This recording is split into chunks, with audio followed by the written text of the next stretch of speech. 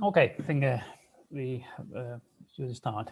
Well, thank you everybody for being here. Welcome to the this webinar on LXD system containers. We're going to have, I think it's a very interesting session today. With we're going to be covering a number of things, and we'll have some demos as well. I think it's going to be a good day. While people join us, just going to just offer the kind of usual intro to the series of community events we've been organizing lately. As you know, as many other projects and companies, we've turned virtual for this year, and due to the circumstances, obviously. So just very quickly, just to let you know, this webinar is part of our series of events and community events. We are running a series of tech days. Used to be physical events, now are virtual events organized by our local communities and partners.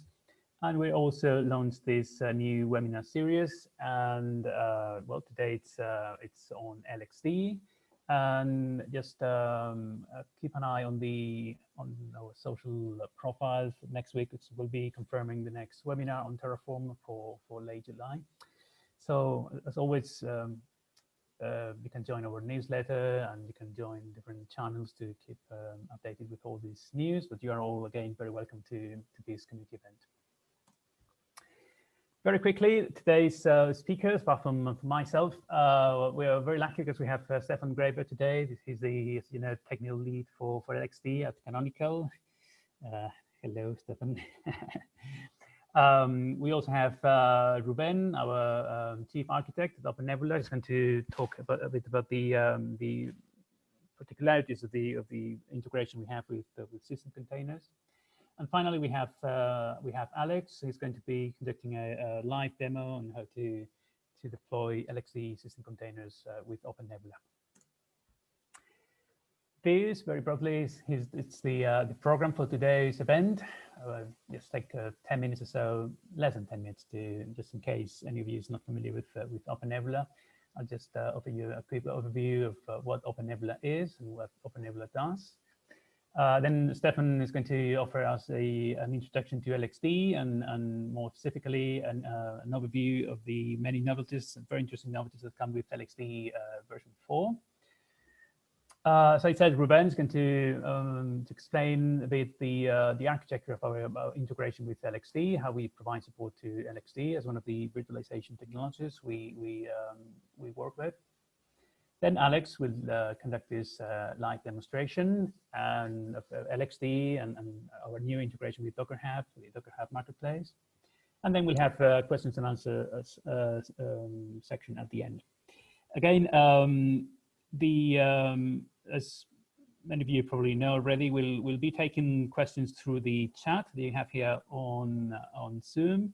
So feel free to send your questions. I will ask you to just send your questions towards the end of the webinar, because that makes things easier for speakers just to check the questions and pick the ones that are relevant for them.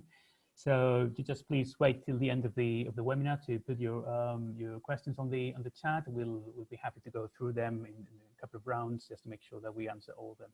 Okay. Of course, any other comment or any other general question about the webinar, just feel free to just write down on the chat, and then myself or any other panelists will look into it. Well, very quickly, because I'm sure most of you are really familiar with OpenNebula. Many of you are really part of our community, so I'm sure you all know these details. But just in case there's some newcomer, OpenNebula, as we call it, is we refer to OpenNebula as the operating system of the cloud. It's a cloud management platform. It's a tool for companies and users that want to offer a number of resources, virtualized resources, to their organizations or the internal users. As you know, we work with a number of virtualization technologies: VMware, KVM, LXD. And now the latest integration with Firecracker for users to be able to deploy micro VMs. On top of those resources, computing and networking and storage and the virtualization technologies you pick for your infrastructure, you obviously can deploy a number of services and orchestrate a number of complex services through the tools and different capabilities that OpenNebula offers you as a cloud management platform. The project was born initially to offer a solution for private clouds for companies and organizations that wanted to set up their own private cloud on premises. They had an infrastructure and they wanted to turn that into cloud. Gradually, we've been moving beyond that, and the project has been evolving from an open source infrastructure as a service solution for private clouds to something a bit more ambitious. Now, we've gone through the, obviously, we cover the hosted aspect of a private cloud, but we have always, we have already moved into a hybrid cloud solution with a number of drivers and connectors for people that need some cloud bursting capabilities.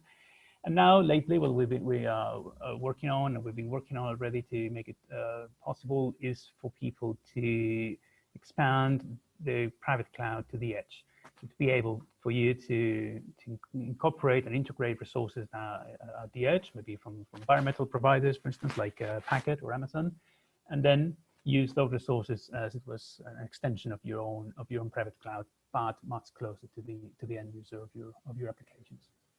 On top of that, as you know, we have the marketplace with virtual machine templates and other resources for you to quickly deploy, maybe a Kubernetes cluster or some Docker images or some specific services you want to use and integrate with your infrastructure and then orchestrate in a complex way.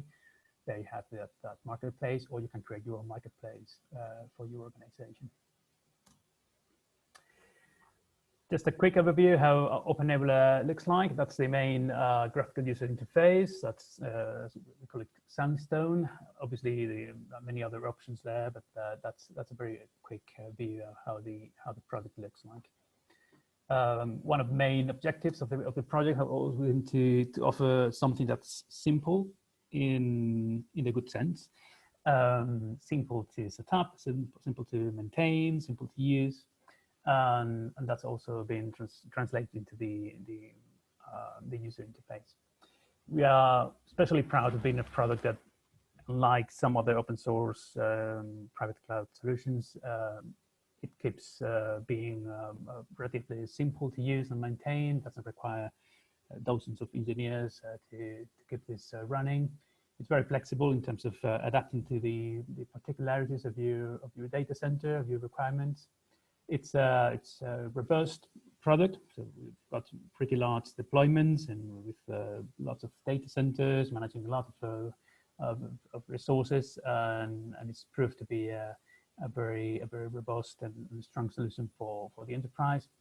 And finally, it's we feel proud as well of being a powerful solution for people and companies that require some specific capabilities.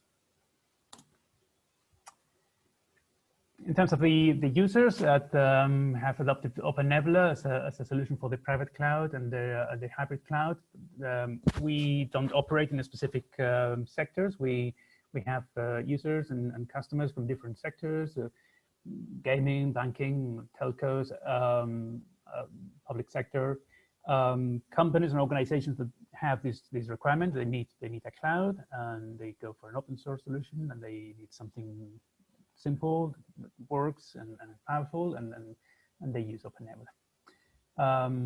Our expectation now with this gradual movement towards the edge is to make things really adaptable to every possible circumstances that a client or a user might have, for the product to respond to these needs. As I mentioned, we are really proud of some specific deployments that are really nice, like this 16 data centers that are operating with OpenNebula. Very quick review. We are an open source company. We produce OpenNebula. We've been doing some changes lately, as many of you might be aware already. we've been doing some changes in the sustainability model of the product and the project.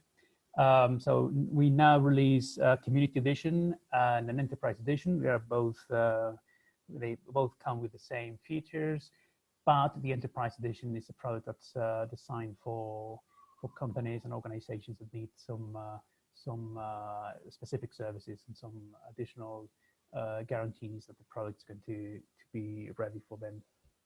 Of course, on top of that, we provide support, access to a specific knowledge base with tutorials, a number of professional services we provide to customers, and a number of enterprise tools as well to make life easier for cloud admins.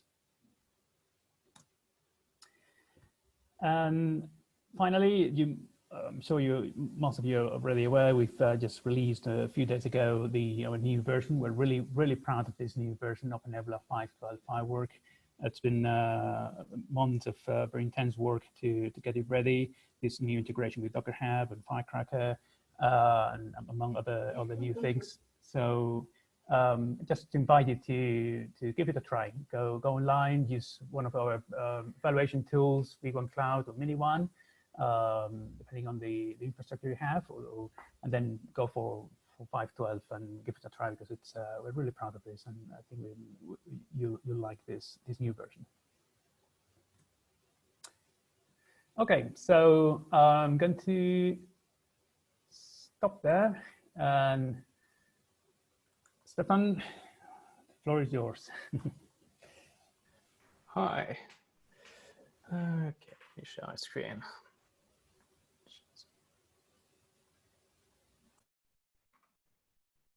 And here we go.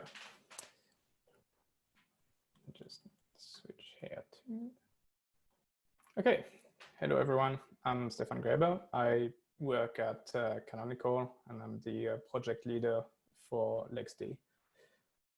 So figured we'd just start with the basics on the old LXD thing and look at what it supports as far as instance types effectively. So LXD originally was really just a system container manager. System containers differ from application containers that are your K8s, Docker type containers in a few ways. First of all, they were effectively the oldest type of containers that started all the way back with BSD jails, then Linux vServer, then storage zones, then OpenVZ, then LXC and LXD. What runs in a system container is an entire Linux distribution. The goal of system containers are to behave as much as a normal or virtual machine type system as possible. You don't want your workload to have to be aware that it's running in a system container, and things should be just feeling as normal as possible. They are extremely low overhead. They are container-based, so that means shared kernel, no virtualization hardware needed. You can run thousands of them on a given system. We've actually managed to run tens of thousands of them on some systems. So extremely scalable, and importantly, they don't really consume any resources when they're idle. So it's very good for workloads that only spike every so often, but are mostly idle. They're not gonna waste your resources. Now, on the virtual machine side, so virtual machines usually require hardware. It is virtualized hardware and firmware. They behave even more like a physical system than a container does, because they have hardware attached to them. They can start other operating systems. They are not tied to running the same kernel as the host. That comes with a number of drawbacks, obviously. While they can run just about anything, it also means that everything that's passed to them has to be virtualized in some way. That comes with extra overhead, that needs hardware, that tends to make them a bit slower, and that means that you're gonna be looking at running possibly couple of hundreds maybe on a system, but you're definitely not gonna be running tens of thousands of full virtual machines on a given system. Now, what's LXD? So LXD is a system container and virtual machine manager. The virtual machine part is somewhat new. We'll go straight into that in some more details, but that was one of the new features of LXD 4.0. It's designed to be very simple. It's got a clean command line interface. It's got a pretty simple REST API, pretty clean terminology. In many ways, it acts like you're running a tiny cloud on your system. It's very fast. Everything is image-based. We use optimized storage and migration on a variety of storage backends. And we are pretty good at giving you direct hardware access on various resources. So if you want to pass them to a container, we can do that, no overhead whatsoever. So long as the kernel supports the device, you can expose it to a container and it can use it. Virtual machines, we also support pass-through. Obviously, there you require specialized hardware and some configuration for it to work, but it can also be done. LXD is also designed to be safe by default. So whereas LXC and Docker to some extent before, you had to like configure them to make use of kernel security features. LXD out of the box does that. You need to opt out of it to make it unsafe. That means we use all of the kernel Linux security modules. We use capabilities. We use seccomp. We use the user namespaces. We use just about every single bit of kernel infrastructure that exists to make our containers as safe as possible. My team is also responsible for a lot of upstream Linux kernel development. So when we're missing some features or we think we can do something better for security, we tend to just do the work in the Linux kernel and then we consume it in LXD. LXD is also extremely scalable. So you can, the exact same deployment you run on your laptop, you could just run a few of those and then cluster them together and draw that to thousands of instances in a 100 nodes cluster. The API remains identical, the management remains identical, the CLI remains identical. API clients that don't know what a cluster is, they will just work. API clients that know what a cluster is, they can do a few more things, but we're extremely backward compatible in that regard. Like new features tend to be completely transparent to the existing client. LXD itself is written in Go. It uses libLXC to drive the kernel for containers. It uses QEMU to drive virtual machines. And we support a variety of clients that can interact with LXD. Of course, OpenNebula is one of it. One of those. It can drive LXD, and we'll go into more details later in this webinar. We also have our own CLI, which is what I'll use for a demo a bit later on. But you can also directly interact with LXD through Juju, Ansible, and some other tools. And the chart you see here just shows you like a multi-nodes deployment, kind of how things work, with the Linux kernel being running on all of them. Then you've got LXC, the libLXC layer for managing containers, QEMU for managing virtual machines. LXD runs on top of that and drives both of them. It exposes a REST API, and then you've got clients connected to that.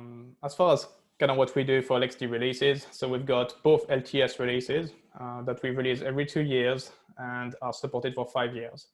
We've done that 3 times at this point. We've got LXD 2.0, 3.0, and 4.0 that are the 3 maintained LTS releases. And every few months, we will release a point release for those. LTS releases do not get any new features. They only get bug fixes and security fixes. That means that there's not going to be any surprises as far as your CLI or API or anything changing underneath you. Now, for those that like shininess and new features, we've got feature releases. Those come out pretty much on a monthly basis. They include all the latest features, and they're only supported until the next feature release comes out. So people are expected to pretty much roll with those. They can obviously delay things a bit if they want to wait a little while before upgrading to the next one. But then they're not going to be, like if they report a bug to us, we're going to be asking whether it still happens on the currently supported one. Those also get very frequent cherry picks. So during the month where we support a given release, we will pretty frequently push to our users the bug fixes that we've fixed upstream already. So that's the kind of your 2 options there. So currently 2.0, 3.0, 4.0 are the LTS releases. Current feature release is 4.2 with 4.3 planned for next week. As far as where else you might have seen LXD, LXD can run on, well, LXD is used underneath the Linux feature on Chromebooks these days. So pretty much all Chromebooks effectively ship with LXD, and that lets you run traditional Linux applications pretty transparently on them. Chromebooks then integrate with LXD to manage snapshots, backups, file transfer. They support USB and GPU pass-through, as well as passing through some other devices like an Android phone or something like that into the container. From an architecture point of view, it's kind of the high-level view of all the LXD components. Main components, we've got the cluster API. That's if you decide to scale LXD.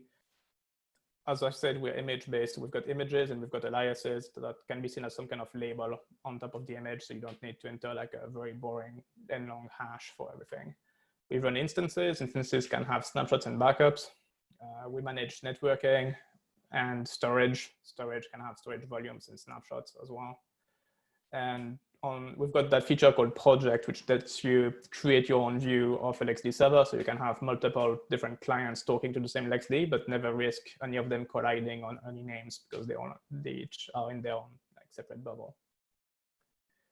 We've got a number of internal APIs that are not super relevant. That's mostly for our clients to use. And we've got APIs, REST APIs to do things like file transfer directly inside instances, running commands, getting live console, and publishing existing instances to images. All right, so now for the interesting part. Let's switch over to a terminal. There we go. Just gonna get the right notes for that. There we go. Let's put this here and that here. Okay. So first, let's just see how to install LXD. In this case, I'm just going to be using the Ubuntu snap package. There we go. Going to be enabling fast shifting on that. And then let's do the initial configuration on it. So we're not going to do clustering today, don't have time for that, but let's just create standard storage. We're using ZFS for that. I happen to have a fast NVMe storage in this node, so I'm going to be using that. And the rest, we can just pick the default. So it's going to create a default network bridge, prepare that storage, and not really do much else. At this point, we can talk to it. There's nothing running. Let's start our first container. So we're going to be launching an Ubuntu 20.04 container. It's downloading the image, it's unpacking it, it's creating a new ZFS dataset for it, and then spawning a container from it. That's pretty quick. Now we can go in that container. We can see that it's indeed running Ubuntu 20.04. We can look at what it's got as far as CPUs. So we see 24 CPUs currently, 128 gigs of RAM, and it's got 1.9 terabyte of storage. That's quite a lot. That's because we just pass everything unless you tell us not to. Now let's create another container, still the same image. We'll see it's going to go much faster because it doesn't need to download and unpack the image this time around. You can just create a new instance. And we'll limit it to 2 CPUs and 4 gigs of RAM. There we go. Now if we go in there and we look at CPUs, we've got 2 CPUs. RAM, we've got 4 gigs of RAM. And storage, oh, we still have 1.9 terabytes of it. Let's change that live. Okay, just change the drive, put it down to 2 gigs, and that's applied live. Now, if we look at the list, we can see those 2 containers running. We also see they don't have any snapshots. So let's use one of the new features that's in 4.0, which is snapshot scheduling. In this case, that's a cron pattern saying to make a snapshot every minute. So we're going to be getting a bunch of snapshots pretty quick. And now let's look at storage a bit. So I'm going to be creating a storage volume here called shared. Going to be enabling shifting so that it can be easily shared between containers and make it 5 gigs. So that's done. Now I'm going to add it to every instance that is using the default profile, which is, unless you tell us not to, all of them. Now, if I go into that first container, we can see it's got a /shared volume attached to it of 5 gigs as configured. Now, it's just write bar into a foo file, go into another container, and make sure that this all works. Yep, it does. File is there, and write content. I just showed Ubuntu so far. Let's do some other distros. So let's do current Arch Linux. Again, taking a little bit of time because it needs to download and unpack the image. There we go. And let's do CentOS 8 as well. I lost track of the number of distros we've got. It must be something over 20 at this point. I know we build at least 350 new images every day for all the different releases and architectures and everything. So we've got most Linux distros covered with our images. Now let's go in C4. C4 is a CentOS 8.2 container. And again, it still has access to the same file. Now, if we look at the list, hey, we can see some snapshots started appearing. So the first two got their first snapshot created. So that's containers and storage so far. Now, for the other interesting thing that was added. So I'm still doing LXD launch. I'm still using, actually, let's use the same naming I did so far, which is instead of 4 core, is 2004, I think. So I used, yeah. So use the same image. Call it v1, but this time we're passing --VM, which just means create a virtual machine instead of a container.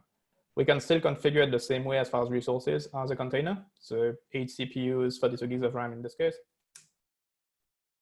And again, it's gonna go and download the image, just reasonably quick. But I mean, those images are a lot larger than container images because they need to include a bootloader, a kernel, and modules and all that stuff. Which also means they're a bit long, take quite a bit more time to unpack. Also because we need to do things like reshuffle the partition table and those kind of things. It's still reasonably quick, and as with containers, the second one you create is going to be significantly faster because the image is already there ready for you. And LXD in the background looks for new versions of those images, downloads the delta, and applies it automatically, so that you pretty much only need to wait the first time you want to use a given image. After that, so long as you've used it within the past 10 days, it will just be there, up to date, and ready for you. Okay, come on, you can do it. Should be about done by now. I think I'm going to start another one of them after, just to show that it's really just the first one being quite a bit slow to unpack. Come on.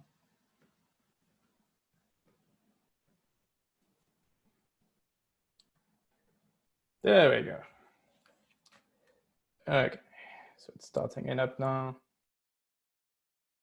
You can do it. There we go.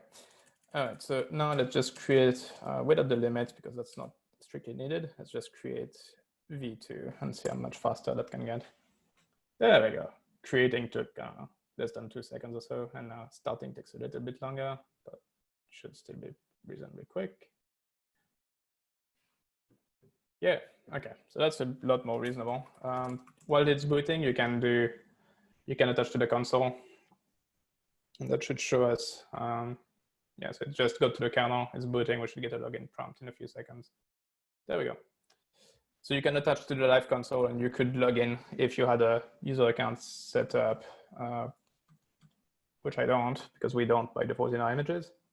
But our images include an agent, so you can interact with them exactly like a container and just spawn a process in them. In this case, I just got bash running in v1.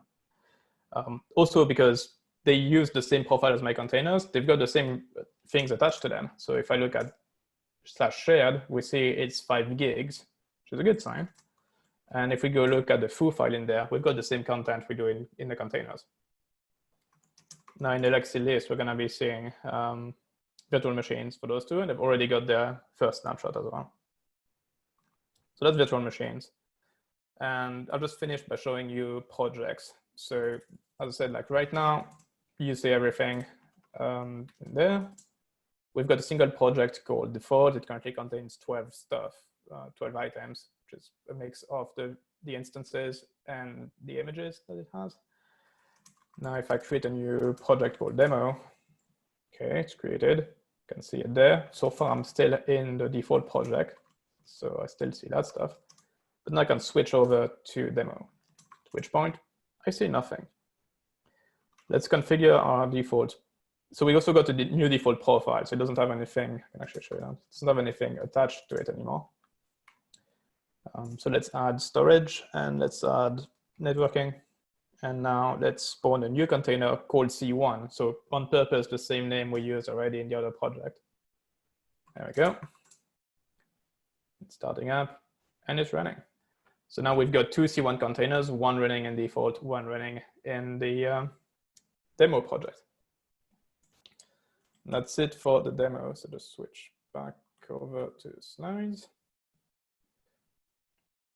Okay, so quick recap on everything I showed quickly today. So LXD these days can do both system containers and virtual machines. It offers pretty much the same user experience across both. Part of that is enabled by us shipping an agent inside all the virtual machine images we have, but that makes it very easy to manage and very easy to transition from one to another, from containers to virtual machines or virtual machines to containers, because your tooling doesn't need to change at all. It's very easy to scale LXD thanks to clustering. We support, like our database becomes distributed. So you get automatically an HA database for that. If you're using something like Ceph for storage, and you also get fault tolerance on your storage. It's very easy to manage storage network, passing GPUs and other generic devices to any of your instances, both in containers and virtual machines. And quotas and limits are quite powerful. They can be applied live to containers, and they can also be applied to virtual machines that are not live at this time. It works everywhere. So LXD, we primarily ship it as a snap because that's nice and convenient. It works on all distros that way. But there are also native packages in quite a number of Linux distros. And on the client side, the CLI I used here, it exists natively on Linux, Windows, and Mac. So if you're on Windows or Mac OS, you can add a remote LXD server and then use the command line natively on your operating system. And LXD is production ready. We've been doing this for quite a while. As I said, we're at our third LTS release. Each of them comes with 5 years of support. LXD has been around for over 4 years at this point. And for advanced commercial use cases, Canonical kind of offers support on LXD. And we've got integration for things like role-based access control and centralized authentication that can be added on top of such a commercial LXD deployment. And that's it for LXD. So you've got a few useful links here, but otherwise I'm gonna hand it over back to the OpenNebula guys. Thank you. That's great, Stefan. Thank you. Thanks a lot for the update. I mean, it's obviously it's an amazing technology, and then the work you've been doing, you guys have been doing with version 4. I think it's amazing. Okay, Ren, if you want to share your screens, I think let's take a couple of minutes for a break, launch a small poll, and then we move on and talk about the specific way in which OpenNebula supports LXD as a virtualization technology. Okay, so I'm going to launch this poll, and then we move on after I give you guys a minute or so. That helps us understand how you're using OpenNebula, and then we'll start with the second half of the webinar in a second. There it is.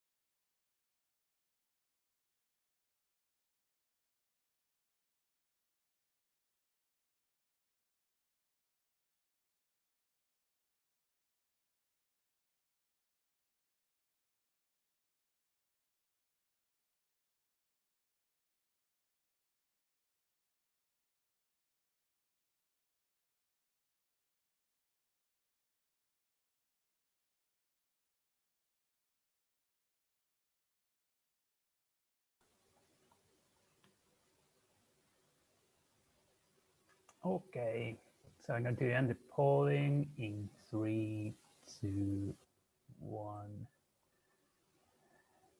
0.5, 0. Okay, so those are the results. Great. Okay, so Ruben, all yours. Okay, thank you. So let's see about the integration of LXD with OpenNebula. You have seen LXD are a cool infrastructure. Ruben, sorry, there's something covering your slide. Okay, sorry. Yeah. Yeah, better now? Yes. Yeah. Okay. So with LXD, we have a platform to execute infrastructure containers, leverage some Linux kernel support facilities, right?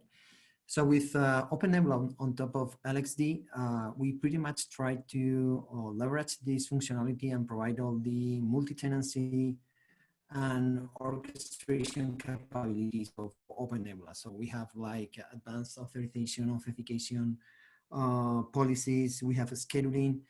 You can implement multiple provisioning schemes for your user groups, imposing quotas at the user group levels. It's completely integrating with the networking and storage stack of OpenNebula.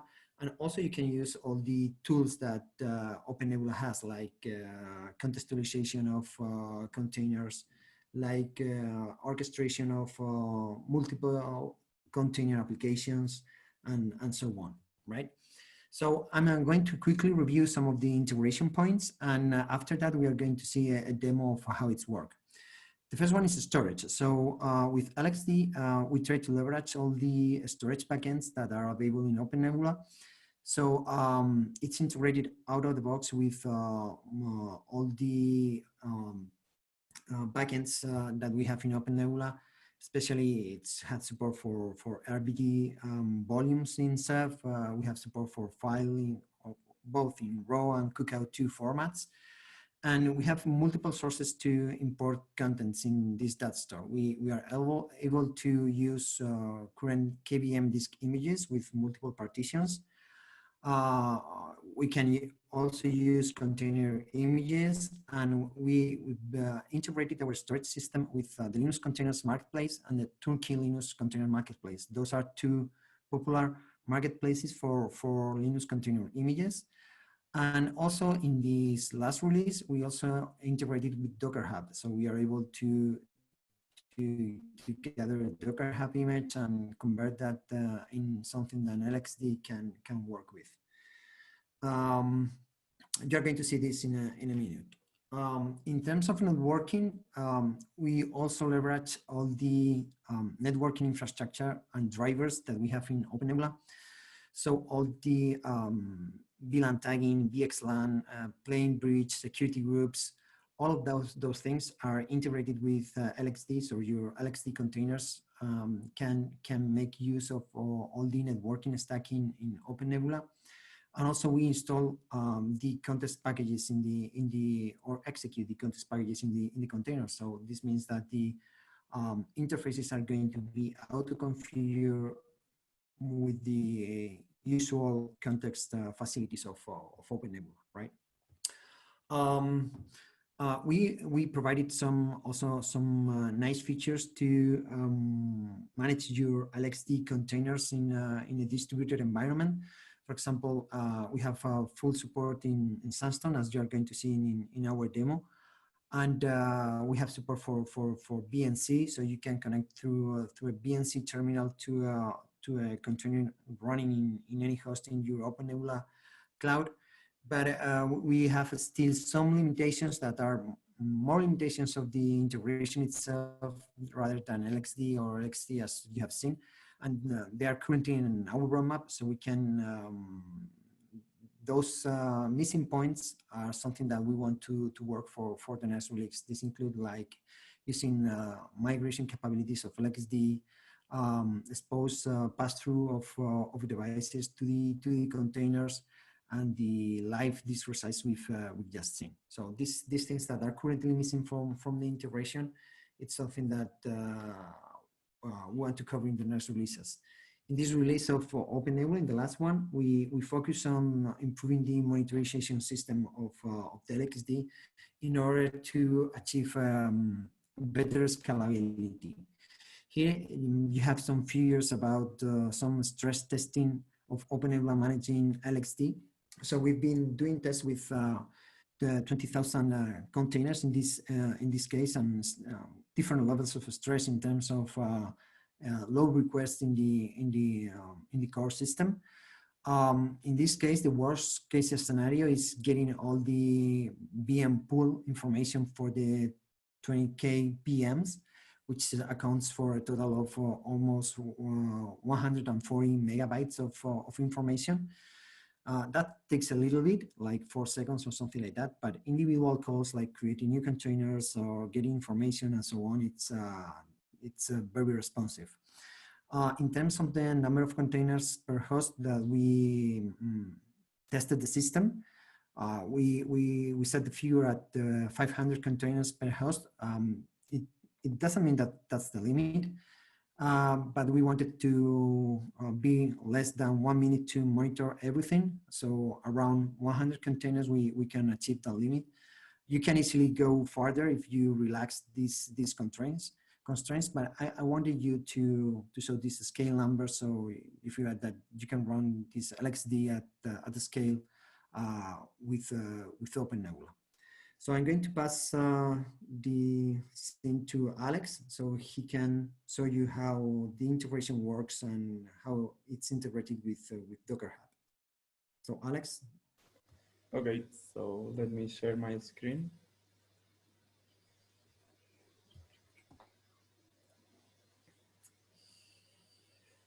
Okay, so you should see my screen now.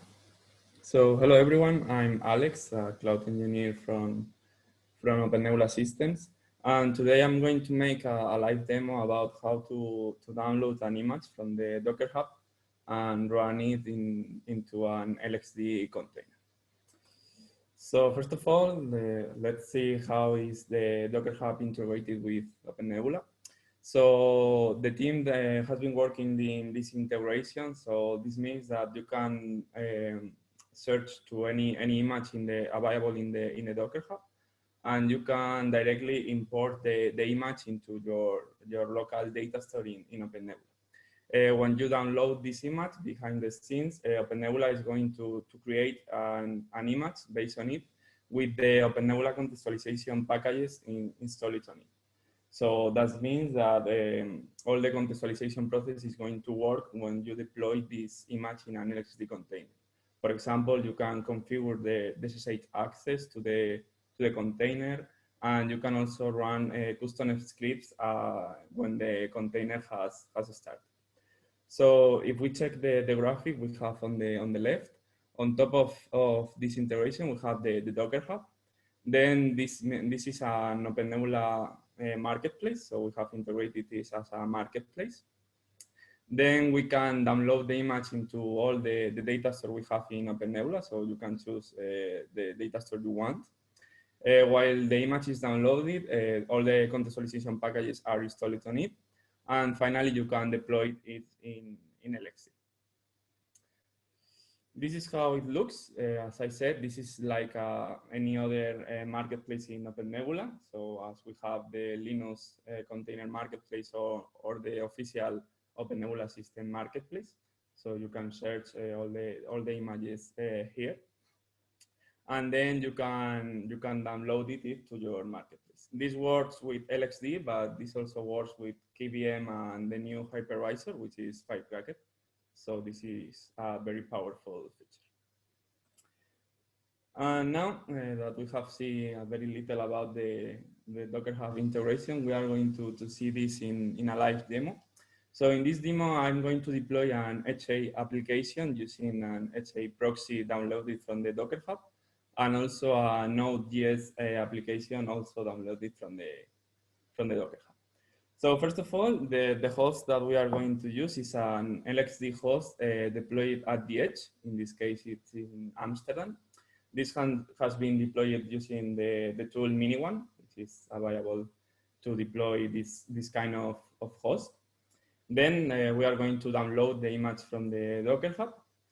And then we are going to use OneFlow, which is the OpenNebula component, which is in charge of deploying multiple VMs as if they were together. So this is what we call a service. And we are going to see how everything deploys and how the image, the Linux container is contextualized using the OpenNebula packages that has been installed. Okay, so let me switch to Sandstone. Oops. Okay, so here we have Sandstone. First of all, I'm going to show you the host. So if we come here to infrastructure and host, you can see that I have an LXD host here. If we click on it, you can see that the monitor driver and the virtualization driver are LXD. So as I said before, this has been deployed using Minione. Then we have the networking ready. We have a private networking, so each VM can communicate each other. And we have also a public networking, so we can connect to the HCH proxy to see the web page. And now it's time to download the image from the Docker Hub. So if we go to the storage tab here on the left, we have the apps tab. Here we can find all the images that are available from all the marketplaces in OpenNebula. So if we search for Docker Hub, here you can see all the images that comes from this Docker Hub marketplace. As you can see, there are a lot of them. So in this case, we want to download the HA proxy. So we can find it. As you can see, here we have the proxy. If we click on it, this is the same as any other application in other marketplace at OpenNebula. So we have here the import button. If we click on it, we can see the available data stores in OpenNebula. In this case, I only have one. This is an SSH data store. So we click on it, and as you can see here at the bottom, you can see all the tags that are available for these images. These tags are get from the Docker Hub. So as you can see, we have all of them. And by default, if you don't select any tag, OpenNebula is going to download the latest one. Okay, so I'm going to download it. And as you can see, OpenNebula has created an image and also a VM template associated to it. Let's check it. So if we go to images, we can see that here we have the image that we have just downloaded. And OpenNebula now is downloading the image from the Docker Hub and installing all the contextualization packages. As you can see, the image is now in lock state because OpenNebula is making some operation with it. And when the image is ready, we can see that here the state is going to be ready. And also, if we go to templates, we can see that OpenNebula has created a template associated with this image. So this template is ready to be instantiated in OpenNebula as an LXD container or as a normal VM if you are using KVM. Let's check the image to see if it's already downloaded. Okay, it's being downloaded. So to do this demo, I have prepared two templates myself before the demo started. So let me show it to you. The HA proxy is the same image I have just downloaded. The only difference is that I have added an start script. The start script is going to be run when the container starts, and it's going to start the HA proxy inside of the container. And Alex, also I have... Alex, yeah. Sorry, I'm getting a bit old. Could you please zoom in a bit? What? Could you please zoom in? Just okay, yeah. Thank you. Oops. That's it. Okay, sorry. And then I have a Node.js application. Again, this was downloaded from the Docker Hub. And the only difference is that I have another start script to run the Node.js application. Okay. And the last thing I'm going to show you is the service. If you remember, I told you that we are going to use OneFlow to deploy this HCA scenario. So if we go to services templates, you can see that I have already one created. Let's check it. This is a template that contains the HA proxy. Okay, so this is going to be the template that we have downloaded from the marketplace. And also it has 3 nodes. These are the Node.js nodes that I have also downloaded from the Docker. Also, as you can see, there is some networking configured. The node has only the private networking to communicate each others. And also the HA proxy have the public one, okay, as you can see here. Okay, so now it's time to instantiate it. We go here, we click on instantiate. You can see this is the network configuration. So as I said, we are going to use the private networking for the 4 nodes and the public one for the HA proxy.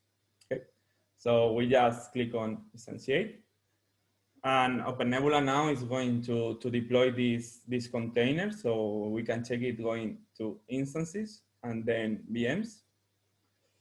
So as you can see here, we have the HA proxy, which is being deployed now. And we have also the 3 Node.js nodes. Okay, so let's wait until all the VMs are in running state. As you can see, the HA proxy is already running, and the nodes are being copied to the node to the host in order to be. Okay, so now this is booting. Okay, now it's running. Let's wait until the last ones are already in running state. As you can see here, each node has one private IP address, and the proxy has the private and the public one. Okay, so this public IP is the one that we are going to use to connect to this proxy. Okay, so the last one is booting up. Okay, so we have the 4 LXD container running. As you can see, we can VNC to it. So this is the proxy. We can check that the contextualization has worked. So for example, check that the container has the IP. As you can see here, we have the private IP address. We can check another node, for example, this one. And as you can see, it also has the IP address configured on it. Now, let's check that the Node.js application is running on it. Okay, so let's see that Node, as you can see, Node is listening on port 8080. And finally, let's check the proxy. So it is also running. Okay, as you can see, the HCI proxy is running on port 80. So this means that the start script was run by the contextualization script. And now it's time to connect to the VM. Okay, so to do that, let me copy the public IP address. Go to a browser. And as you can see, our HA proxy is working in this case. So we are getting the message from the Node.js application. This is a very simple Node.js application, but this is for demo purpose. And that's all. This is how you can deploy an image directly from the Docker Hub into your OpenNebula Cloud using an LXD container.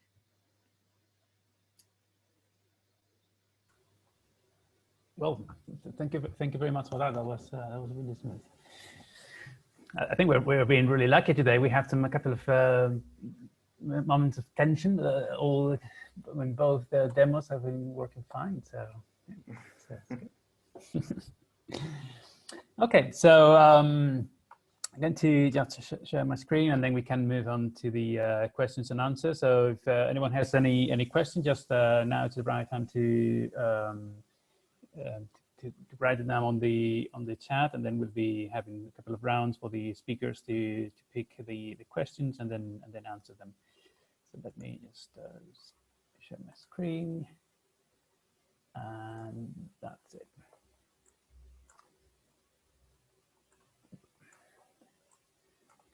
Okay.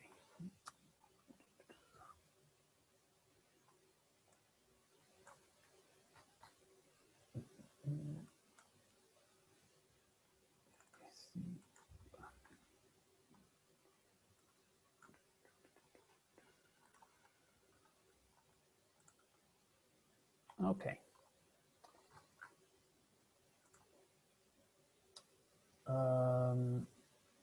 There is a question on V1 Cloud. Ruben, if you want to maybe answer that? So I'm not sure what's the question. So it's clarify about V1 Cloud versus no V1 Cloud. Is that the question? Yes. Yes. So V1 Cloud is specialized for VMware, and there's nothing you can do with V1 Cloud that cannot be done with the standard regular OpenNebula distribution. So it's just a matter of customization and tailoring for the VMware environment.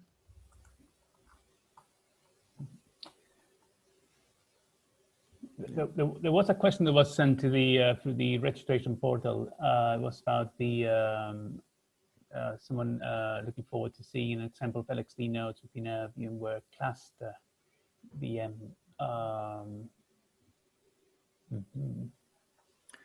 So we have another question here about what's the best way to create a custom LXD image. I will start from a vanilla installation from one of the marketplaces, and you can set the image to be persistent. This means that you put up the container, make changes in it, like install additional context or packages, or make extra configurations, and that is going to be saved back in the DAT store. Once the image is in the state you like, you can just turn off the persistent state of the image and using for other applications or containers. So I will use a vanilla installation as the start, make my modifications with a persistent image, and then save them. The other thing you can do is use the disk save as operation in OpenNebula. So if you have a container, you made some modifications and when you want to preserve them, you can save that disk as an image with another name, and you'll preserve that. So we have another interesting question from George, which is about LXD v4 version 4 support. Unfortunately, in 5.12 is not supported, and we are currently working on the integration with LXD and leveraging all the new features of LXD and so on. So I'll expect that LXD4 is going to be supported in one of our maintenance releases for 5.12. And it's the same thing as the question about the generic device pass-through. We have pass-through for VMs and the interface is there. So it's a matter of passing by all the details to LXD, but no, in the latest release, that's not supported. It's something that we have in our roadmap. Yeah, and I can kind of cover on the LXD side of this. For generic device pass-through, we do, so LXD does support creating additional VFs on both Ethernet and InfiniBand devices for containers. So LXD does support that, and LXD VMs also support it, using VFIO in that case to pass it to the VM. Yeah.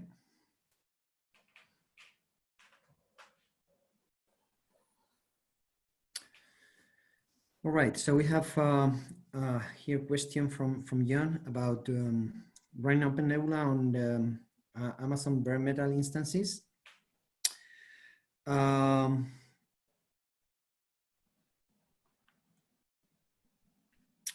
Yeah, so this is the two ways of using OpenNebula. So we can use bare metal instances. That's part of our Edge roadmap, and one of the things we really want to invest development effort, so you can easily scale to that instances. But if you don't want to use bare metal and you want to use VMs, that's also that thing that we want to consider in our one provision strategy. So right now, you can fire up a VM in EC2, and you have to do all the hard work manually. You have to install everything and then register that as a host in OpenNebula. But our short to medium roadmap is letting you to do that easily, like creating a VM in EC2, roll that as an OpenNebula host, and start LXD or LXD containers in that instance. Mm-hmm. So we also have a question about the integration with Turnkey Linux. And yes, we are integrated with Turnkey Linux, and it's by default created in the new versions of OpenNebula. If it happens to be that you're running an old version, you can manually create the Turnkey Linux marketplace and use the Turnkey Linux images from there. So yes, Turnkey Linux is supported. As for when are we going to support this LXC version 4 in OpenNebula, I will say that before 5.14, which would be something like 3-4 months, something like that. Okay.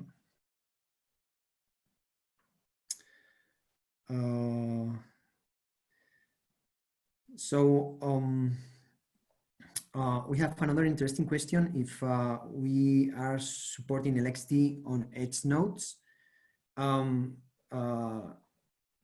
Mini one and provision, it's going to be is going to incorporate support for LXD. So we will focus on KVM, Firecracker, and LXD on our edge deployments, so you are able to deploy any of those. So this is definitely in our roadmap. Yeah.